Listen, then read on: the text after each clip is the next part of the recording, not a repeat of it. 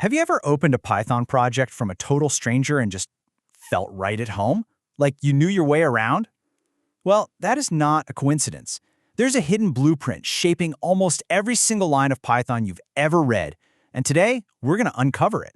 So what is the secret? I mean, how is it possible that a script from a junior dev can have the same feel as code written by a C Python core developer? It's not magic, and it's definitely not a fluke. It's all part of a very carefully designed system. That Pythonic feeling you get? Yeah, that's been deliberately engineered for more than 20 years. It's time we pulled back the curtain on how Python is actually built and governed. The entire system, the whole shebang, revolves around something called a PEP. This is the engine room. This is where Python's future is forged. So what is a PEP? It stands for Python Enhancement Proposal, and it's basically the official design document for any change to the language. I'm talking everything from massive new features like the walrus operator all the way down to tiny little process tweaks. It all starts as a PEP. It's how the community gets to debate ideas and how the final decisions get written into Python's history. And the process itself is super rigorous, but also completely transparent. An idea gets kicked around in public forums. If it actually has legs, it becomes a draft PEP. That kicks off a ton of intense discussion and review from the whole community. The final decision, whether to accept it, reject it, or put it on the back burner, is made by the Python Steering Council, who are elected by the community. It's a system that's really built to be both democratic and disciplined. And all of that brings us to the most legendary and probably the most misunderstood proposal of them all, PEP 8. We treat it like gospel, but its origin story is surprisingly, well, boring. Okay, first things first. The name PEP 8 is not a version number. It's not like it was the 8th version of the style guide. It was literally just the 8th document in the filing cabinet. PEP 0 was the index. PEP 1 laid out the rules for how PEPs work, and the style guides for C and Python just happened to be next in line, getting number 7 and 8. So picture this. It's July 5th, 2001. Guido van Rossum and Barry Warsaw submit 2 style guides at the exact same time.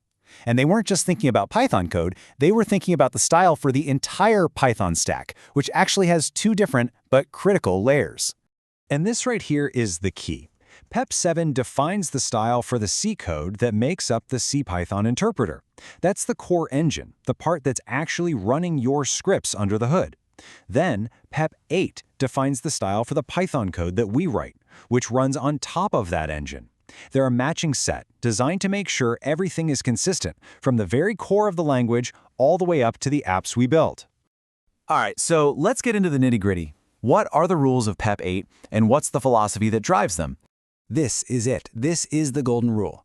PEP 8 isn't designed to make writing code faster. It's all about making it easier for the next person to read and understand your code. And a lot of the time, that next person is you 6 months from now.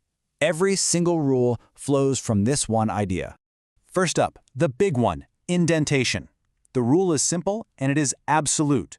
Use 4 spaces for every indentation level. No tabs, never ever mix them. In fact, Python 3 will just throw a tab error if you even try. This one rule single-handedly ends the holy war and guarantees that all Python code has the same structure. Next, line length. PEP 8 says to keep your code to a 79-character limit. Now, I know what you're thinking. My monitor is huge, who cares? But it's actually genius. It lets you have 2 files open side by side for code reviews without any weird horizontal scrolling. Plus, it forces you to break up really complex lines, which just naturally makes your code easier to read. Imports also follow a very specific order. First comes the standard library, then third-party packages you installed, and last, your own local application code. Each group is sorted alphabetically, and you put a blank line between them. This structure immediately tells you where every module comes from and makes the project's dependencies crystal clear. And naming conventions, they're all about lowering the mental effort it takes to read code. If you see snake_case, you know it's a variable or a function. You see cap words, you know it's a class. All caps, that's a constant. This consistency means you spend way less time figuring out what something is and more time understanding what it does. But here's the thing. PEP 8 is so much more than just a strict list of rules. It's a guide, and it's actually smart enough to know when its own rules should be ignored.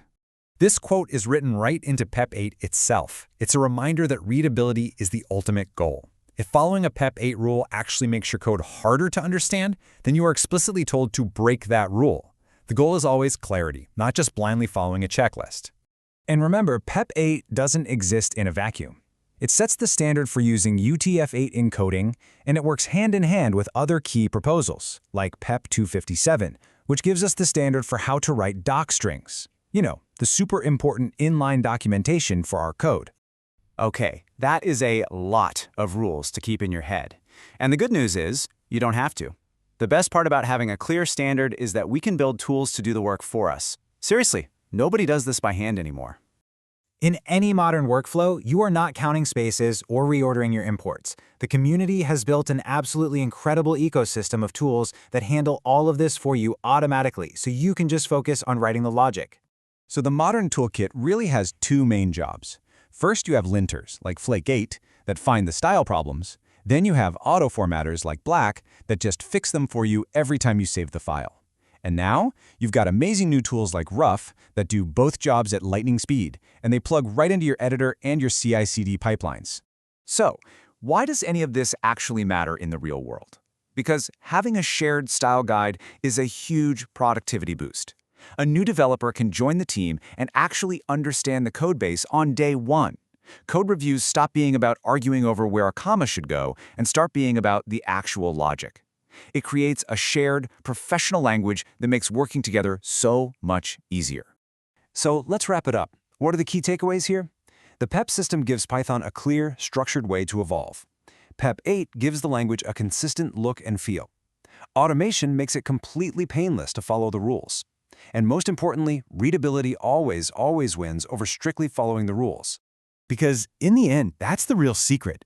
PEP 8 was never really about making code look pretty. It was, and it still is, about creating a universal standard for clear and effective communication between developers. It's a blueprint, not just for code, but for collaboration itself.